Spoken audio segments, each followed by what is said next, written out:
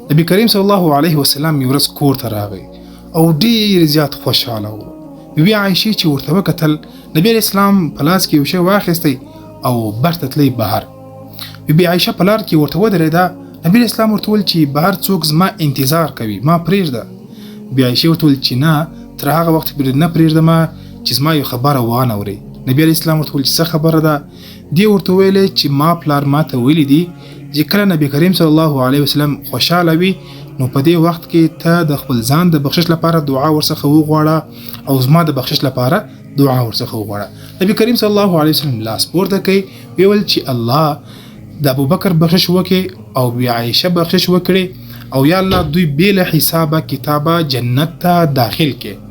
عایشه رضی الله عنها خوشاله شوله. رسول الله صلی الله علیه وسلم لاړی بهر. چې کله بیرته کور ته راغی ویل چې عایشه دا کومه دعا چې ما تا ته وکړله او ستا پلار لپاره مې وکړله، همدا دعا زه د هر امتي لپاره په ورځ کې 2 وارې غواړم. سبحان الله.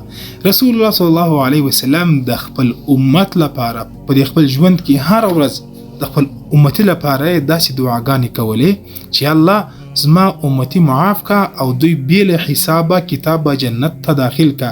لیکن نن د رسول الله صلی الله علیه وسلم امتی د رسول الله صلی الله علیه وسلم پر سنت باندې عمل کول څه شرمېږي.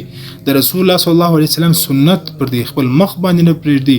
د رسول الله صلی الله علیه وسلم د سنت سره مینه نه لري. د نبی په خاطر باندې د رسول الله صلی الله علیه وسلم سره مینه، د رسول الله اتباع کول دي، د رسول الله پر سنت باندې عمل کول دي.